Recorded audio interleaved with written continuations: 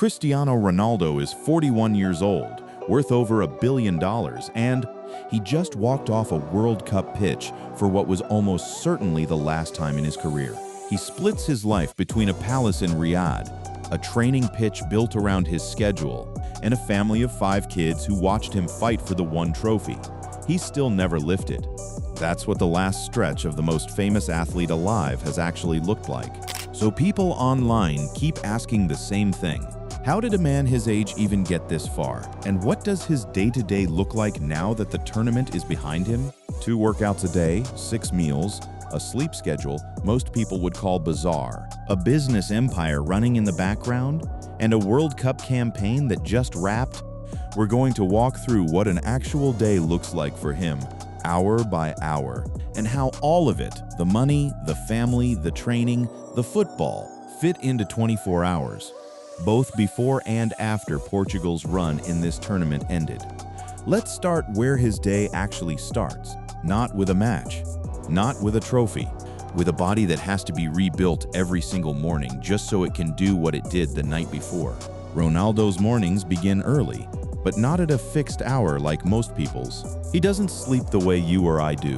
According to his longtime sleep coach, Nick Broad, Ronaldo runs on a polyphasic system, 5 separate sleep sessions across the day, instead of one long stretch at night. Each one lasts about 90 minutes, matching a full sleep cycle, so his body moves through light sleep, deep sleep, and REM every single time, instead of getting cut off mid-cycle the way a normal nap does. He's described the process himself, explaining that he sleeps 5 times a day, 90 minutes each, and that Nick taught him that sleeping that way gives his body the best chance to recover and perform. Stack those 5 sessions together, and you get somewhere around 7.5 hours of total sleep, synchronized with his twice-daily training sessions to maximize recovery. It sounds strange until you think about what his body is actually being asked to do. Most 41-year-olds aren't training twice a day. Most 41-year-old professional athletes aren't either. Most retired years ago. Ronaldo's still doing 2 A-days, and the sleep schedule exists specifically to service that. The first waking block usually starts with movement before food even enters the picture. He spends 15 to 20 minutes doing stretches, light yoga or body activation routines to increase blood flow, and on certain days that gets replaced or followed by a light jog on a treadmill. It's not glamorous. It's not the highlight reel stuff. It's the unseen maintenance that makes the highlight reel possible. Then comes recovery gear that looks more like something out of a sports science lab than a footballer's morning. Percussion, massage guns, compression boots, tools that target the legs and hips, the primary sites of stress in football, get used as part of his daily stack. It's recovery before the work even begins, because at his age, the work only happens if the recovery already did. Now, here's where it gets interesting. His training volume. On average, he trains 3 to 4 hours a day, split into various sessions and supported by recovery routines. That's not one session. That's a morning block and an afternoon block, bookended by ice baths, stretching, and physiotherapy. Al Nassr built parts of their facility scheduling around exactly this rhythm because their captain at this stage of his career needs the gaps between sessions as much as the sessions themselves. Earlier this year, that recovery machine got tested in a way that had nothing to do with age catching up and everything to do with the physical toll of 2 decades at the top. Ronaldo picked up a muscle injury, and in March, he was back at Al Nassr's training facility working through rehab, sharing footage of his rehabilitation gym sessions, including heavy leg work and upper body circuits. Watching a footballer his age walk back from injury tells you more about his daily discipline than any highlight reel could. There's no easy path back at 41. Every rep in that rehab gym was a rep he needed just to get back to 0, let alone to peak form. And it's exactly why he was even fit enough to make it onto a World Cup pitch a few months later. And the food side of the day matches the training intensity. Instead of the standard 3 meals, his day is broken into 6 smaller ones, spaced out to keep his energy level from spiking and crashing. Instead of 3 large meals, he spreads his food intake across 6 smaller meals each day. which helps maintain steady energy levels, prevents hunger dips, and supports muscle recovery. Lean protein, fish, chicken, eggs, forms the backbone of it, alongside fresh vegetables, fruits, whole grains, and healthy fats, with processed food and sugary drinks avoided almost entirely. None of this is new information to anyone who's followed his career. What's different now is the age attached to it. He's not doing this at 25 anymore, when the body forgives almost anything. He's doing this at 41, when every one of these small habits, the massage gun, the 6 meals, the 90-minute naps, stops being optional and starts being the entire reason he was still on a pitch at a 6th World Cup at all. A body fat percentage sitting around 7%, at an age when most players are coaching from the sideline, doesn't happen by accident. No other footballer in history has maintained elite physical condition this deep into a career. That's the first half of his day, the part nobody photographs, the part that happens before he ever puts on a jersey. But once training's done and the body's been serviced, the day shifts into a different gear entirely. Because Cristiano Ronaldo, the athlete, is only one job. The rest of his day belongs to Cristiano Ronaldo, the billion-dollar brand, and that machine runs on an entirely different clock. Here's the thing about Ronaldo's day. A huge chunk of it isn't football at all, it's business. And in 2026, that business is bigger than it's ever been. Let's talk numbers because they're worth laying out. Ronaldo's net worth sits at $1.2 billion, with a salary of $242 million per year. Other estimates push that even higher. His net worth in 2026 sits somewhere between $1.2 and $1.4 billion, depending on the source, with Bloomberg's Billionaires Index placing him at the higher end and Celebrity Net Worth citing the lower figure. Either way you slice it, he crossed a line no footballer had ever crossed while still playing. Football's first billionaire, a milestone he hit after extending his contract with Saudi club Al Nassr. The Al Nassr deal itself is the engine underneath almost all of it. His salary at Al Nassr in 2026 is approximately 208 million euros per year, around $235 million, with his estimated gross fixed salary for the season working out to roughly 4 million euros per week. And because he's playing in Saudi Arabia, none of it gets touched by income tax the way a European salary would. Saudi Arabia levies no personal income tax, so his take-home is essentially the gross figure. A European club paying the same wage would lose 45 to 52% of it to taxes. And that difference alone has accelerated his path to billionaire status faster than any European contract ever could. That's just the on-field piece. Add the off-field side, and the total for this year alone becomes almost hard to process. His total compensation of $300 million in 2026 is his highest yet, with $235 million coming from on-field earnings and another $65 million from off-field earnings. That makes him, for a 4th straight year, the highest-paid athlete in the world in 2026, according to Forbes' annual rankings. So where does the day-to-day business time actually go? Real estate is one piece of it. When Ronaldo first moved to Riyadh, he and his family were living out of a hotel suite. Upon arriving in late 2022, he and his family initially occupied a Kingdom suite at the Four Seasons, costing an estimated $300,000 a month. That didn't last. By 2024, they'd moved into a permanent, high-security palace in an undisclosed luxury neighborhood of Riyadh, provided as part of his Al Nassr contract, complete with a 16-person full-time staff and private jet access. A staff of 16 means someone's managing his household the way a company manages logistics, meals prepped on schedule to match his 6-a-day eating plan, security rotating, a jet on standby for whenever the family needs to move. Then there's the hospitality arm of his brand, which is where a chunk of his actual workday business calls happen. His real estate wealth is heavily bolstered by his 50-50 partnership with the Pestana Hotel Group, operating under the CR7 brand, which owns and operates luxury hotels in Lisbon, Madrid, Marrakesh, New York, and Funchal. And that empire is still expanding. Earlier this year, the group announced plans to open a 151-room flagship hotel in Riyadh. capitalizing on the Ronaldo effect in Saudi Arabian tourism. Somewhere in his week, there are calls and check-ins tied to that project. A hotel going up in the same city he trains in. Beyond hotels, his portfolio's been getting more diverse by the year. New investments in tech, including Perplexity AI and Oraculus, along with a stake in UD Almeria, and sustained endorsement income have maintained upward momentum in his overall wealth. That's a footballer investing in an AI company on the side of 2-a-day training sessions and a World Cup campaign. It tells you his afternoons aren't just ice baths and film review. Some of that time is spent on calls with people managing money that's now spread across football, hospitality, fashion, and tech. None of that even touches his ownership stake in the club he plays for. Part of that record contract includes actual equity.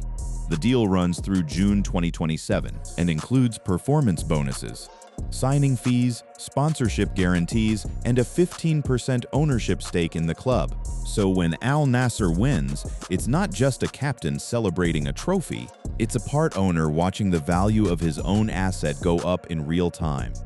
And here's the scale of what all this adds up to over a career, not just a year. He became the first active team sport athlete to surpass $1 billion in career earnings. And by the time he retires, he'll have easily surpassed $2 billion from salary and endorsements, a milestone no other footballer has passed. That's not a single day's work. That's decades of the same discipline we saw in the morning routine, just applied to contracts instead of stretches. So by midday, in a single stretch of hours, Ronaldo has already trained, eaten according to a plan built by a nutritionist, iced his legs, and potentially signed off on a hotel deal or checked in on a tech investment. But none of that. The money, the training, the business means much without the people waiting for him at home. And that's where the day takes its most human turn. Every single day, no matter what's happening with contracts or training, Ronaldo's schedule bends around one thing: his kids. 5 of them, plus a fiancé who's been by his side for the better part of a decade. The household in Riyadh is full. There's Cristiano Jr., his oldest, born in 2010 and now a teenager, who's followed his father's footsteps almost literally. He's continued to play for Portugal's youth teams, even scoring twice to help secure a win against Greece earlier this year. Then there are the twins, Eva Maria and Matteo, born via surrogate back in 2017. Then Alana Martina, and the youngest, Bella Esmeralda. Running that household is Georgina Rodriguez, his partner of close to 9 years now turned fiancé. Rodriguez is 32, 9 years younger than Ronaldo. Born in Buenos Aires, but having spent most of her life in Spain, a Spanish-Argentine model, entrepreneur, influencer, and reality TV star. Last summer, after 8 years together, Ronaldo finally proposed. Rodriguez announced the engagement with an Instagram post showing off her diamond ring, an oval sparkler estimated to weigh up to 37 carats and cost up to $3 million. Her caption, translated from Spanish, was simple. She said yes in this life and everyone after it. That household runs on a schedule that has to accommodate a professional athlete's body clock and 5 kids' school and activity schedules at the same time. It's part of why the staff of 16 matters so much. Someone has to keep 5 children moving through their day while their father is locked into a training block or a business call. But every account of their life together makes clear this isn't a house run entirely by staff. Ronaldo makes the school pickups when he can, the birthdays, the pool afternoons, the kind of stuff that doesn't show up in a contract summary, but eats just as much of the day as training does. The family's presence isn't just background noise to his football career either. It's front and center on the days that matter most. When Al Nassr finally won a first Saudi Pro League title with him as captain, his family wasn't watching from home. He reached a milestone of 37 titles and 973 goals, with Georgina and the kids watching the game closely from a luxury box, proudly supporting him. He didn't hold it together either. After scoring his second goal of the match in the 80th minute, he couldn't hold back the tears, overcome with emotion, and dedicating the goal to his family. 4 years of near misses, 2 runner-up finishes, and it finally happened in front of the people who'd flown in specifically to watch it. That title win says something about how his days off the pitch and on it are tangled together now. He's not just playing for himself. Every trophy chase gets filtered through what it means for the 5 kids and the fiancé in the stands, and that shapes how he spends his time even away from the stadium. The videos he posts of family trips, the moments he shares of his son training, the effort he visibly puts into being present for milestones, most footballers his age have already stepped away from entirely. Family life hasn't been without its harder days either, the kind that reshape how a person spends their time even years later. Back in 2022, Ronaldo and Rodriguez lost one of their twin sons at birth. Following the twins' birth in April 2022, Ronaldo shared on Instagram that their son had died, calling it, in a joint statement, the greatest pain that any parents can feel. That kind of loss doesn't just disappear from a person's daily life. It shapes how tightly he holds on to the 5 kids who are still running around that Riyadh house every single day. And even now, their life in Riyadh isn't lived in a bubble cut off from what's happening around them. Earlier this year, regional tensions pushed Rodriguez to make a call about where the kids should be. She traveled to Spain with several of her children after leaving Riyadh, following reports that she departed the Saudi capital aboard her private jet amid an escalation of conflict in the region, including a drone attack linked to Iran that targeted the U.S. embassy there. That's not a detail that shows up in most breakdowns of his daily routine, but it's exactly the kind of thing that dictates whether his kids are down the hall from him at breakfast or a continent away, dictating video calls instead of bedtime stories. That's the family side of a day in his life, the part that runs quietly underneath the training blocks and the business calls, giving all of it a reason to exist. But there's one more piece of his day that ties everything together, the piece he built his entire reputation on in the first place, the actual football. And this year, that meant a stage he'd chased for over 2 decades, and a tournament that's now come and gone.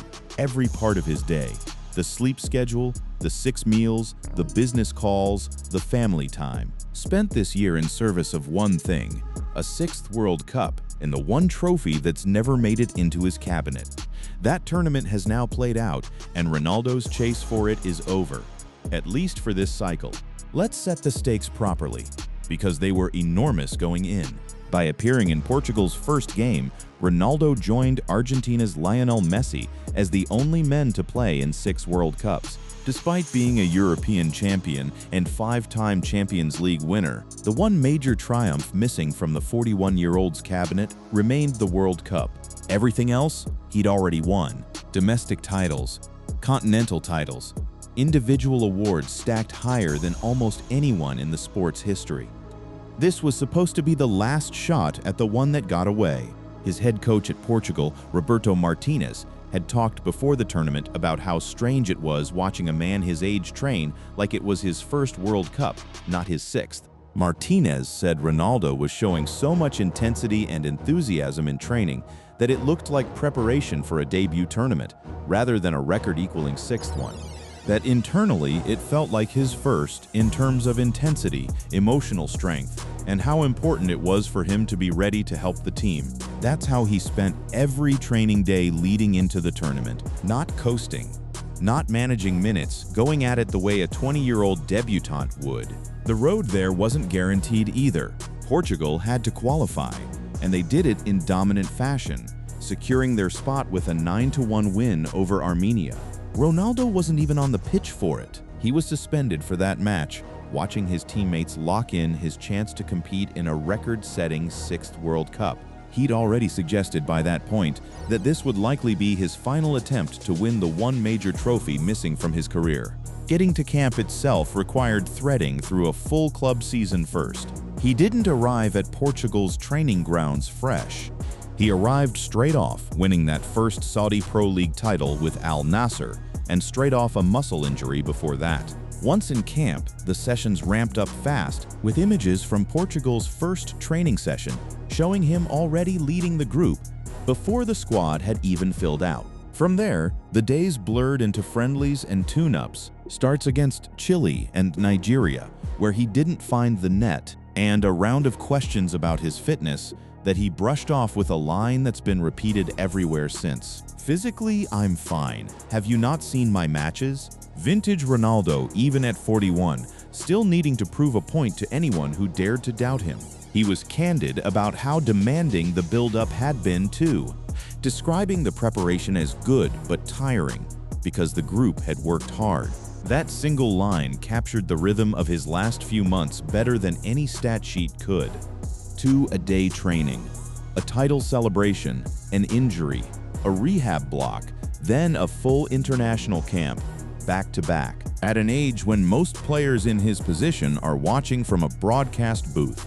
Portugal opened Group K against the Democratic Republic of the Congo in Houston, and Ronaldo carried the same intensity into the group stage that Martinez had described in training. But the tension people had flagged before a ball was even kicked. A 41-year-old carrying a golden generation of Portuguese talent around him never fully went away. One fan had summed it up before the tournament started, wondering whether he should be mentoring younger players from the bench given how much talent the squad had in midfield and attack, instead of everything still revolving around him. That question followed Portugal through the group stage and into the knockouts. In the end, Portugal's run stopped short of the final. The golden generation around him, the intensity in training, the record, tying 6th appearance, none of it was enough to get the one trophy across the line. Ronaldo played every minute his body allowed, but the tournament closed the way his last 5 had, with everything else in his career accounted for, and the World Cup still sitting outside his collection. Reporters caught him in the tunnel afterward, and for the first time in months, the conversation wasn't about his fitness or his training intensity. It was about whether a 7th World Cup was even realistic at 45. That's the part of his day that changed the most once the final whistle blew on his campaign. The sleep coach, the 6 meals, the massage guns, the ice baths. None of that stopped. Because Al Nasser and his business empire never paused for the World Cup in the first place.